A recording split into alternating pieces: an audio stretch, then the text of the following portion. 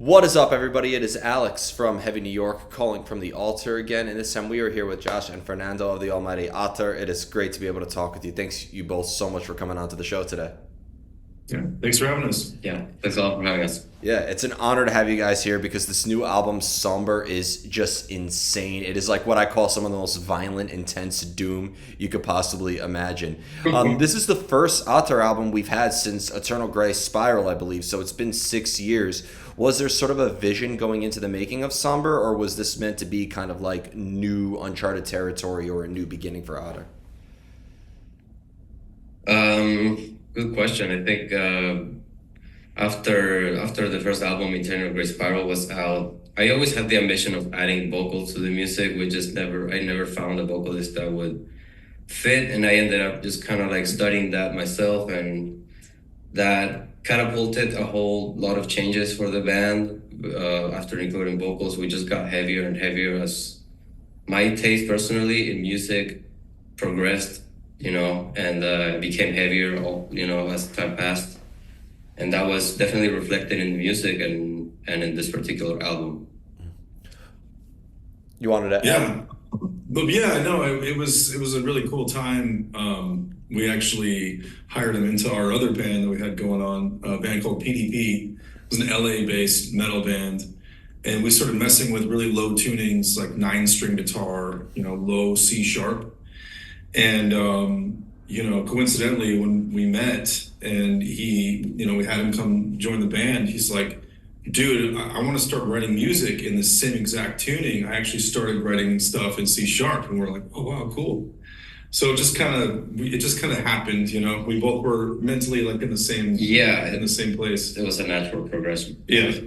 Bringing vocals onto this album too, do you think that this brought new context to it? Because like when I listen to a track such as Shrine or Solitude or Descending, it seems like that there's a lot of the vocals are almost kind of narrating. They kind of guide me through the sound. Was bringing lyrics on this, did this almost bring a new way of unlocking stuff for Ater? Like, for lack of better words, were you almost able to make kind of like a concept album out of that?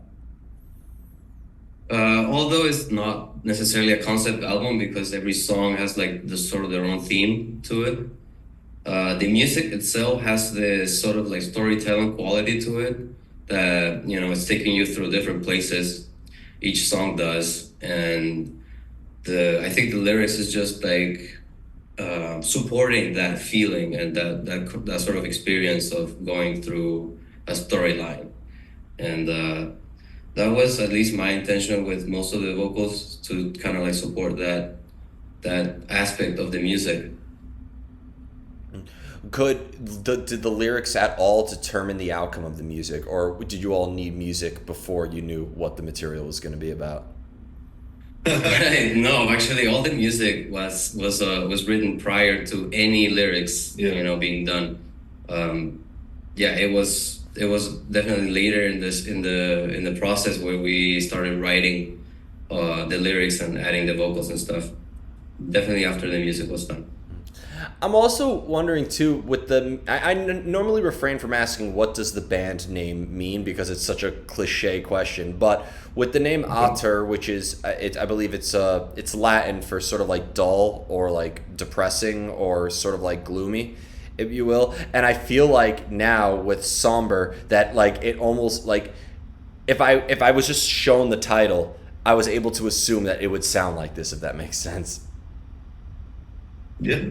Yeah, that's cool. Yeah, that's actually we sort of decided on the name of the album after a lot of the songs were done, and we had a clear vision of what it was going to be like. And to me, that was like the main characteristic that stood out from all the material we had at that point. Was it sounded very somber and very kind of like emotional and dark. Is this Yeah, it was the lyric themes that kind of brought up the title for the album. Yeah. Is it all coming from like musically or lyrically? Is it all coming from mainly like a more personal spot, or was there a lot of like external sources of inspiration behind the making of this album? I think lyrically, we just kind of were like checking out like the state of the world and just not happy with how things have been going in society and whatnot. It's just a kind of a weird time to be alive. You know, there's a lack of compassion, and so that's where that drove the lyrics to lead us to like the concept, the overall concept of Somber. Yeah. The music kind of separately happened though. It's just more like the stuff that we like, a culmination of all our favorite sounds and bands and types of tones that we wanted to achieve. We just like put it all together. And yeah, I mean, the lyrics just kind of happen naturally, like separately to that. Yeah, yeah. It's like Go on. it's like a reflection of the current world that we're in, but through like a very personal and inner perspective. And it's because I've interviewed thousands of bands between 2020 and now, when the world really, took a turn for the worse, you could say. And a lot of bands have said, like, the way that the world is now, whether it was the pandemic or the unrest or certain wars or certain upheavals. And what I find unique is talking to bands from Sweden, talking to bands from Africa, talking to bands from Australia, like all over the world. There is almost a different perspective on it with Santiago, Chile, because I think a lot of people also assume if you're a metal band from anywhere in South America that, and I don't know if this is really a fair thing for people to assume, but like, oh, you must be like Sepultura and you must be writing an album like Chaos AD, discussing about all the stuff that's like happening there.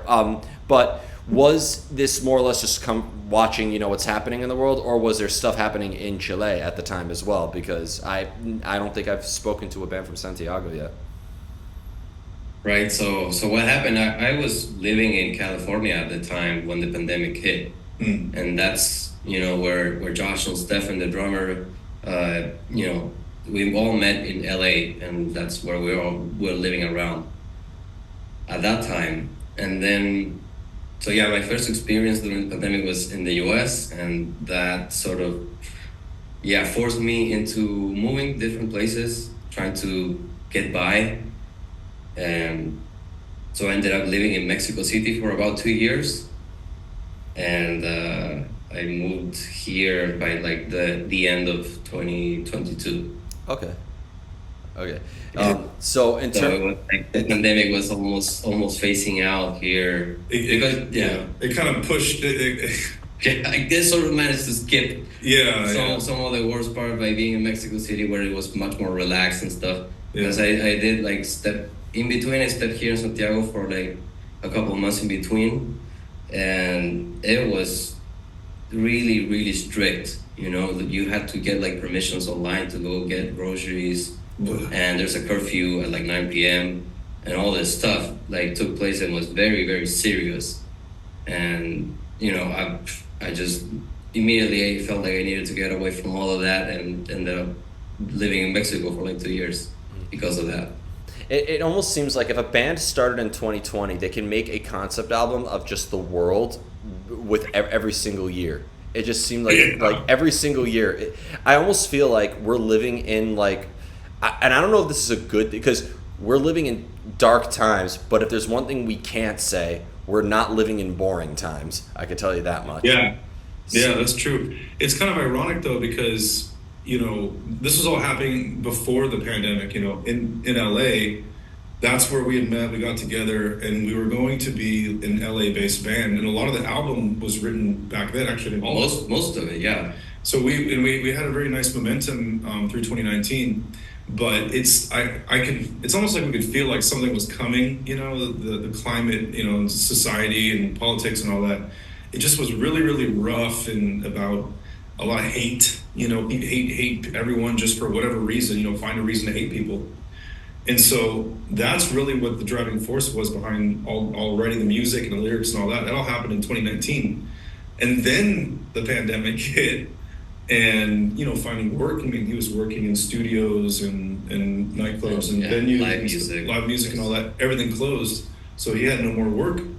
So that's kind of why he was like, well, screw it. I guess I'm out of here, Yeah, exactly. The whole thing took a long pause until everything became a little bit more normalized on the planet. and now it just makes more sense for us to be down here. And but what I find unique is because people say like when we are at our worst, art is at its best, and there is a lot of truth to that.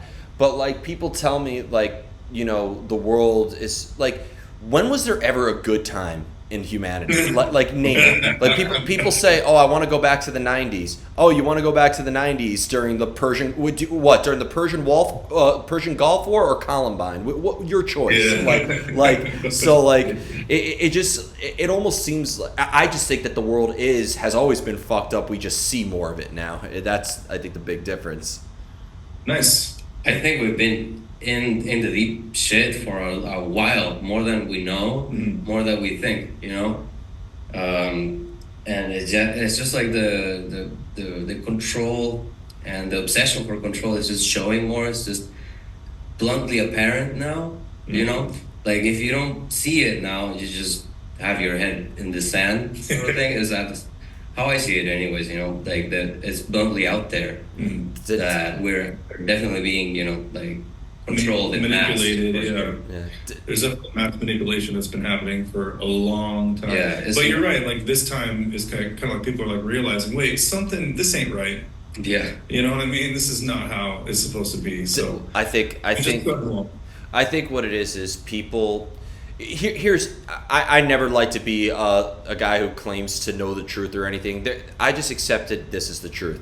The government's not in control. Rich people are not in control. This person is not in control. The reality is nobody's in control. Nobody's in control. That's what's and that's the scariest fact of it all. So I think it's the anxiety of always wanting answers. I had a really good teacher who I got into death metal, who I'm very proud of. He's a diehard Decapitated fan now. But he said that a lot of the anxiety and the darkness that we deal with in the world could all be traced back to the anxiety of not knowing what happens when you die. Interesting.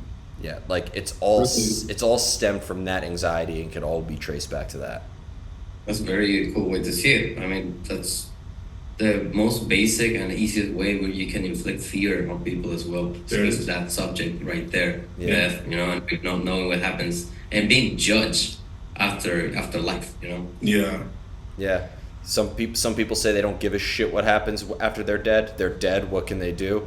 Other people they want to be immortalized and always taught in the best way of light. But who knows? Maybe there is some control that happens after you are dead. Maybe you are somewhere in this world, and for me, I just want when I die, I just want to be up in the concert venue with Zakk Wylde and Alexi Laiho and Dimebag and all those guys, and I hope to I just hope to do all the interviews that I didn't get to do in this world and that world.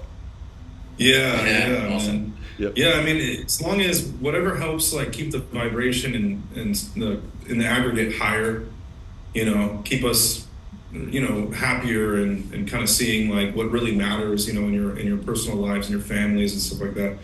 That's what you want, right? In the end. So that's, we all kind of want the same thing. So it's about getting out of the confusion, whether it's by someone's design or on accident or whatever, Well, I'm always confused, and I think we are always confused. But, and this interview went way deeper than I expected it to be, so I'm loving this already. Yeah, we're sorry. No. I love it. I love it when this happens. Nothing is worse for me than being like 2 minutes into the interview and I'm already asking like my fifth question. So I appreciate it.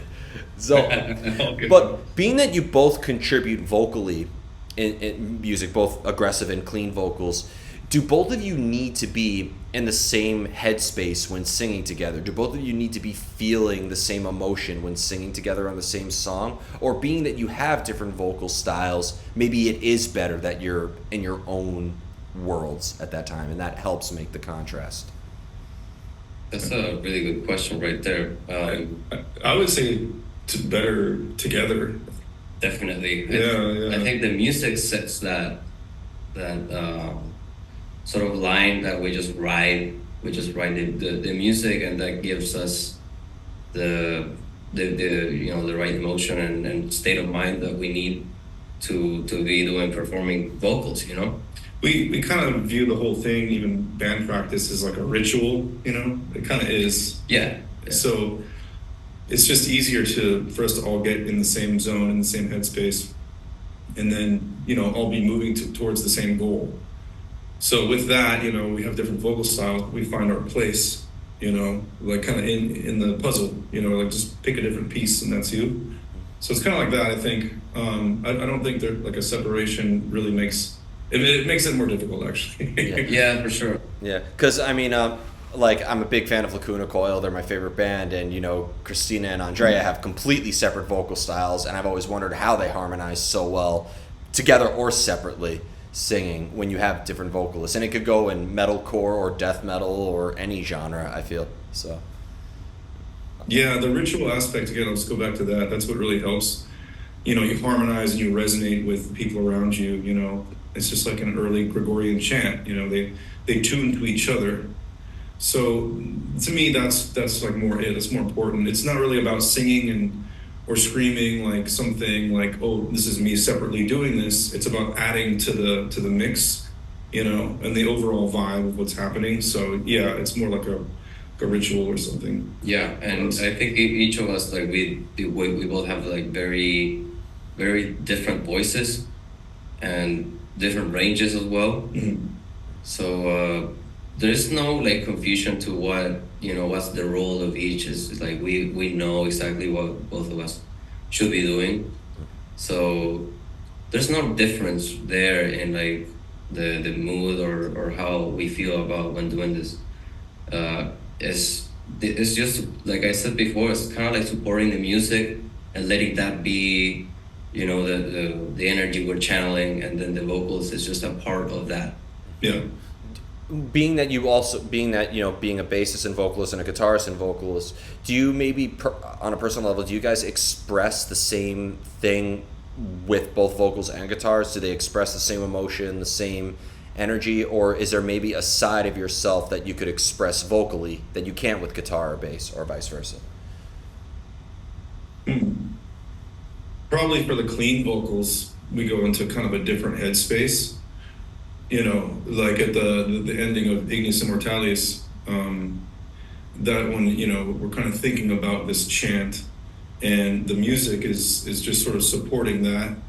But when we're doing like the harsh vocals and stuff, I mean that's right in line with the aggression of how we play. Yeah. We both hit really hard, probably way too hard, so that the strings are just, and with that same, energy, and vigor we put into the vocals, just everything is about like just destroy, Yeah. being extremely pissed off, and you put it all out there. So I would say it's all one for the distorted vocals and shit. Yeah, definitely. I think it's very connected what we're doing at all times, even with the clean vocals, because at those times the music also kind of takes a break, and it's a cleaner, Yeah. more open spot in the music, and we just follow that with the vocals. And so yeah, I think the connection is pretty much there between our instruments and what's coming out of our voices as well.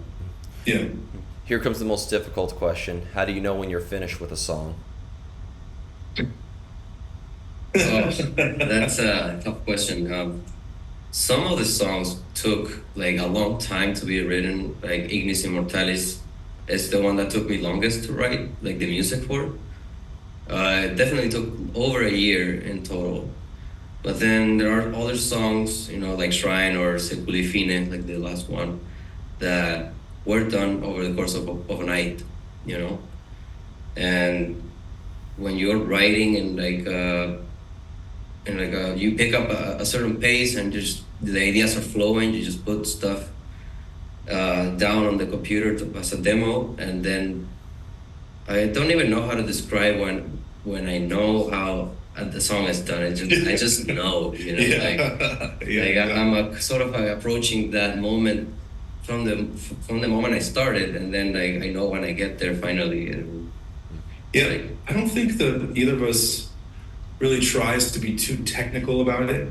Like, okay, it's been 4 minutes, now we gotta find the ending, here we go, blah, blah, blah, It's really never about that. I mean, the song could be 1 minute or it could be 8 minutes. Yeah. It just, we just kind of feel it out until the story has been told. And You know? that's something I think Ater has an advantage with too. Like for instance, doom music, I don't expect a song to be under 11 minutes, or prog music or something like that. Right. With Yeah. metalcore, which is a genre that I tend to gravitate to the most, that follows the very, verse chorus, like guitar solo verse chorus or something like that. But I feel like Yeah. with Ater, you could almost experiment the most with structure. Forget about experimenting with the sound. You want to bring orchestration in there, more clean vocals, keyboards, whatever. I think your structure is the part where really the sky's the limit too.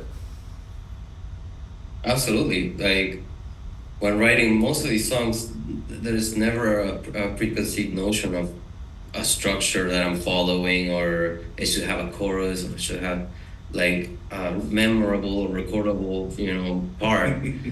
It's never really in my brain. Never when I'm writing. It's just I'm chasing this feeling, and it ends up kind of like having the storytelling quality because nothing repeats. It's just moving forward as linear time, Yeah. as our experience on Earth basically. Yeah. So that's it ended up being the main quality of this record, that is kind of like everything is linear, nothing repeats, and that wasn't necessarily by design or anything. It's just the way it happened, honestly. Yeah. And I think it's one of the greatest happy accidents that could happen in metal. Because again, this album is truly an experience to have. So it always, yeah, I've listened to it maybe 6 or 7 times since Freeman, shout out to John, introduced me to you guys, and it keeps helping me like discover new things every time, or keeps me on my toes each time. Even when I think I have a song down to a T, I still find something new in it. Bonus question, because every time I ask a band how a song starts, they say 9 times out of 10 they say, "Oh, it starts with a riff." Not to assume that that's how it starts with you guys, but do you think we're ever going to run out of riffs one day? Ooh, that is a good question. I honestly doubt it. I think we have a lot more material inside us to put out. Yeah. I don't think there's an end. There's no wall. No, not really. And for the previous part of your question, how we start songs, a lot of times is with a riff, but sometimes it might be a drum pattern, like a drum idea. Yeah. And that would be maybe the second most common way to write a song for us. Wow. For me, and kind of how some of the stuff was written for us, it starts with a tempo.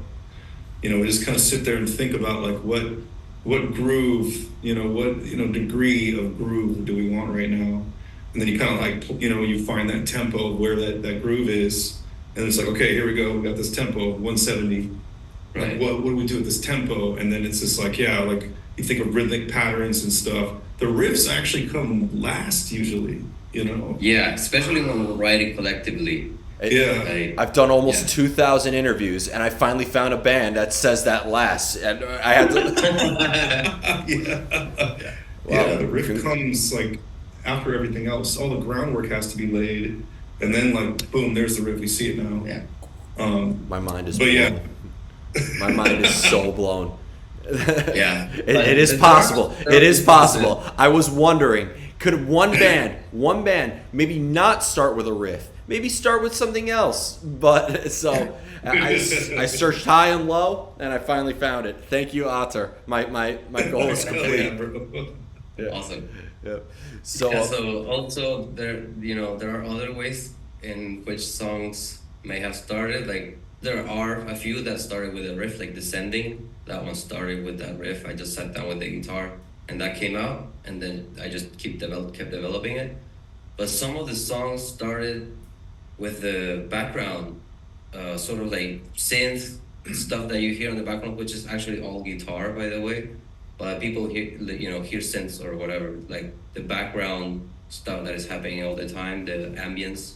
Mhm. Sometimes I start with that, and then kind of like build some tension with a couple of notes, maybe even just 2 notes, and then figure out what could be on top of it. So all those atmospheric elements are with the guitar. How many freaking pedals did you have to use to pull that off?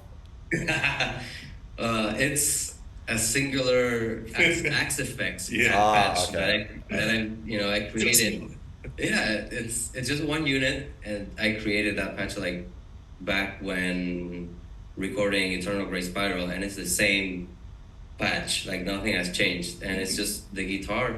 Many tracks, you know, because I layer things up for the ambient stuff, but it's all guitar. Wow, that is very man. Just one pedal board to make that effects happen, and doesn't start off with the riffs. One of the most unique metal bands I've so. Nice. Before we go, I want to thank you both so much, not just for your time and for a great interview, but thank you just for giving us your amazing kick-ass music. This album, Somber, is absolutely awesome. Just anything else with Ater we could be expecting in the near future in terms of tours, upcoming shows, whatever you like to promote, plug it here. Awesome. Yeah, we have another full production music video clip coming out in like within a month for you know the song Through the Portal. So you can expect that pretty soon.